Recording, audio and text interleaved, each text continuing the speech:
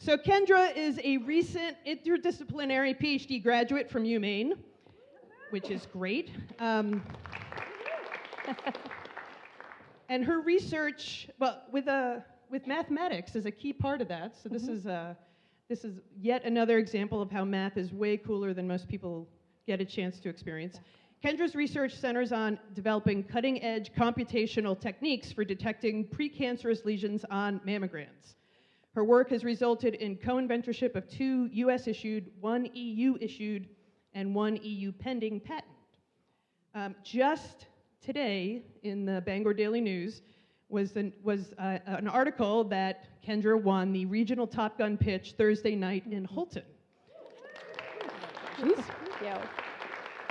And she is one of 2 counties, so I failed to neglect, she's up in Aroostook County. I'm going to say this, I know there's at least one person from Portland here, so I appreciate you being here, Dave. I'm glad that you recognize that the highway keeps going north, past Freeport, even past Augusta. Kendra's really bringing it in Aroostook, so I'm just going to let that sit there. She is competing next week, right? Mm-hmm. For the $25,000 state Top Gun showcase pitch event. What you are going to see here tonight is not that pitch, so it will be even better. Exactly. The one thing I asked all of my speakers to do is to give me something that's pop culture science related so that you get a chance to understand that everyone here is just as, I was going to say just as wackadoodle, but that's not fair. Even though they're deeply engaged in science and often have a vocabulary in that field that is hard to understand, they have just as many passions and likes as the rest of us who our passions might be sports or theater or trivia of all kinds or fill in the blank. So Kendra's pop culture favorite, when she told me this in March, so if it's changed, I'm really sorry, is my octopus teacher. Yes. It's all yours. Let me All get right. you set up. Thank you.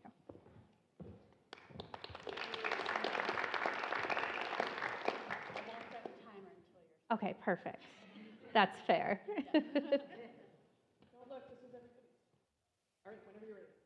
Okay.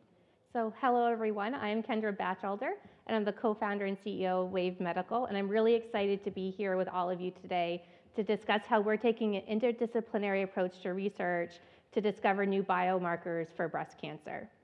So breast cancer is the most common cancer worldwide. Now, breast cancer can either be non-invasive or invasive.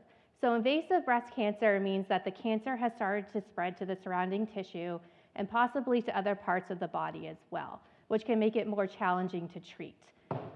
Just this year, there was a new study that came out that discovered that breast cancer incident rates are increasing 15 times faster in women under the age of 50 than they were prior to 2016. That makes screening mammography even more important than it already was. Unfortunately, up to 30% of breast cancer cases are still being missed on screening mammography. So that's where our team of image analysis experts and also biomedical engineers thought that we could come in and make a difference. So we have a strong background in enhancing medical imaging. So we thought that if we worked closely with clinicians such as radiologists, we would be able to enhance these images and detect breast cancer earlier. So the project started with us collaborating with a group of radiologists. And what we found is that one of the major problems with screening mammography is what's called dense breast tissue. So dense breast tissue shows up as white on a mammogram, which is unfortunately the exact same appearance of a cancer on a mammogram. Therefore, radiologists are challenged with the task of identifying a white cancer inside an image full of white in over 50% of the women that are screened each year. On top of that, 70% of all breast cancer cases occur in women with dense breast. So after collaborating and understanding that this is a very significant problem, we decided this is where our team could come in and work on enhancing these scans that are already collected in the clinics. But before we started to throw a bunch of different metrics and a bunch of different methods at the images, we decided to ask biologists what they knew about breast density and the process of tumor invasion. Well, it turns out that biologists know a lot, but what was very beneficial for us was to understand the process and how it relates to organization. So when there's no tumor present, the cells and the microenvironment are very organized. So the epithelial cells are very lined up and organized like a biologist would want. And the microenvironment, which consists of collagen and makes up the dense breast tissue, is also very organized. However, as a tumor begins to appear, this organization starts to be lost. So the cancer cells don't line up as nicely, the collagen changes, and things become disorganized. And as the cancer progresses and becomes invasive, it becomes even more disorganized. So as image analysis experts, we found that we are very good at quantifying organization in images using what's called the Hurst exponent. So the Hurst exponent tells us how organized spatial structures are. And so we applied this technique to mammography, and we found that we were able to segment dense breast tissue for radiologists, so that's shown in purple, and then also segment areas of fatty tissue. So this was already very great for us because we could identify the women most likely to progress to invasive disease. But one thing that always stayed with us is that not all women with dense breasts go on to develop breast cancer. So what we were able to do, because we were using this measurement that gave us spatial structure, is we were able to actually take dense breast tissue and segment it into two different types. So one being areas of at-risk dense breast tissue, and then other regions that show spatial structure is still held. So what we were able to do was to infer that these at-risk dense breast tissues is associated with that disorganization happening at the cellular level. So we completed several studies, and so these groups had patients with mammograms that had a cancer, and then we also had another group of patients that did not have cancer in their images. And what we found is that patients that had cancer had high levels of at-risk dense breast tissue compared to the patients that didn't. But don't forget that this disorganization appears before the tumor becomes invasive. So what we did is we looked at patients' history before the cancer was detected. So here are two patients, and you can see that patient B has high levels of at-risk dense breast tissue. If we follow these patients set for 7 years, the patient that had high levels of at-risk dense breast tissue ended up developing invasive breast cancer. Thank you. If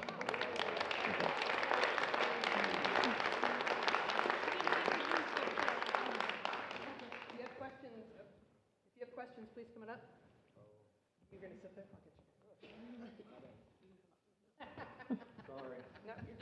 Well, real quick, you started off by saying that you saw an increase in breast cancer, and I was just curious if you knew why that was, or was there any research that might suggest why? Yeah, there's a lot of new research coming out, and it's looking more at lifestyle, so such as diet and different products that are being used, such as perfume and deodorant. And there's actually one recent study that came out just this year that linked, I think it was around, I don't remember, 700, 900 different chemicals to different types of cancers as well. So really looking at environmental and lifestyle choices. Hi, I'm wondering if the idea of if it's happening yet where they're looking at taking genetic testing, which some people use to have preventative care such as mastectomies, and combining it with this, and whether you get a more accurate idea of whether cancer could come. Yes, that's one of the things we'd like to explore. So family history and genetics do qualify women as being high risk, and then they get preventive care options such as additional imaging or mastectomies.